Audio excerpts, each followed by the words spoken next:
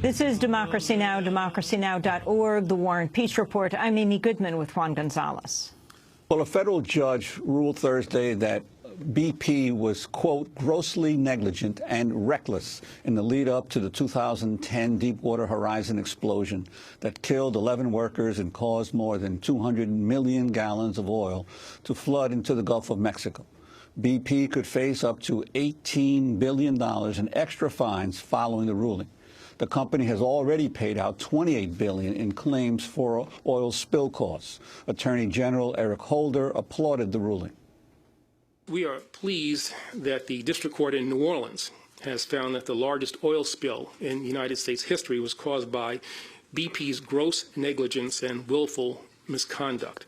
The court's findings will ensure that the company is held fully accountable for its recklessness. This case, which was vigorously pursued by the United States' I think, stellar legal team, marks another significant step forward in the Justice Department's continuing efforts to seek justice on behalf of the American people for this disaster. And we are confident that this decision will serve as a strong deterrent to anyone who is tempted to sacrifice safety and the environment in the pursuit of profit. New Orleans U.S. District Judge Carl Barbier also found BP subcontractors Transocean and Halliburton negligent in the accident. Earlier this week, the contracting giant Halliburton reached a $1.1 billion settlement with the plaintiffs, resolving almost all of the company's financial exposure. BP declined our request for an interview. In a statement on its website, it wrote, quote, BP strongly disagrees with the decision. The law is clear that proving gross negligence is a very high bar that was not met in this case. BP believes that an impartial view of the record does not support the erroneous conclusion reached by the district court. Well, we're joined now by Antonia Yuhas, author of Black Tide, the devastating impact of the Gulf oil spill. Antonia, welcome back to Democracy Now! Talk about the significance of this ruling. Thanks so much for having me. Good morning. It's an incredibly important ruling. As you said in the introduction, I think the most important piece is that Judge Barbier found BP, Transocean, and Halliburton guilty and negligent for the events that led to the largest offshore oil spill in world history. These are the largest offshore operators in the world, certainly in the United States. The fact that they behaved negligently is very worrisome for offshore oil development in general. But then we square in on BP because BP, as the leaseholder and the operator, is ultimately responsible for these series of events that led to the disaster. And in the case of BP, Judge Barbier said over and over again that BP essentially chose profit over safety, chose profit over securing its responsibility to the environment, to the 11 men who died on the rig, and that profit-driven motive led it to behave with gross negligence and willful misconduct. And this is something that anyone who's been following this case, as I have for 4 years, knew was the truth, that BP acted with gross negligence. And what that means is that in the final stage of the trial that's coming up, when the judge determines how much money BP owes for this disaster, BP now faces the highest possible fines under the Clean Water Act. So for the 5 million barrels of oil that were released as a result of this disaster, it faces a potential of $4,300 per barrel of oil spilled instead of the lesser $1,100 per barrel spilled if it had simply been found negligent.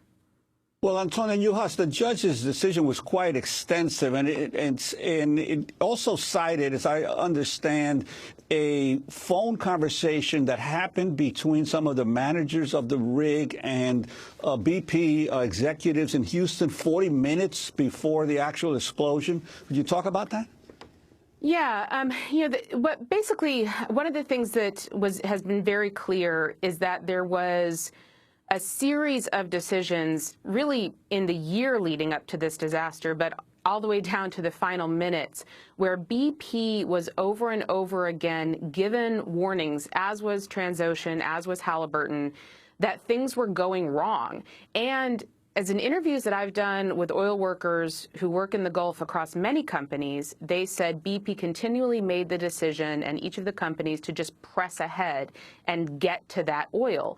And in that 40-minute conversation, what we heard was executives on the shore in Houston and the lead BP workers on the rig essentially deciding down to the wire, there are decisions that we could be making that could slow things down, that could stop the process that's unfolding, and instead they decided to press forward. And those similar choices were made over and over and over again over the history of the development of this well. Antonia, the profit-driven decisions that were made leading up to this.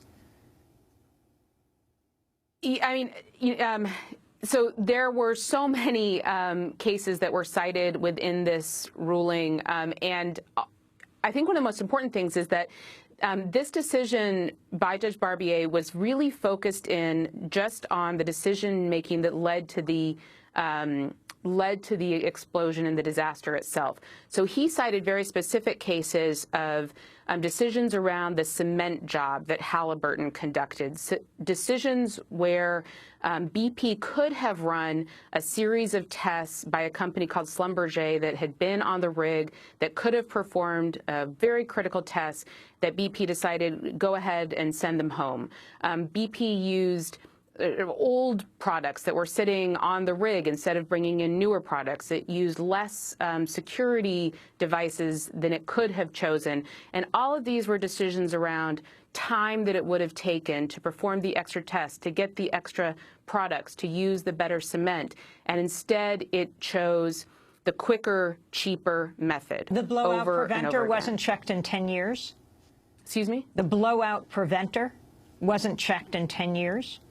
So this is a problem that is both a problem of Transocean, the largest rig owner and operator in the Gulf of Mexico and one of the largest in the world, and BP.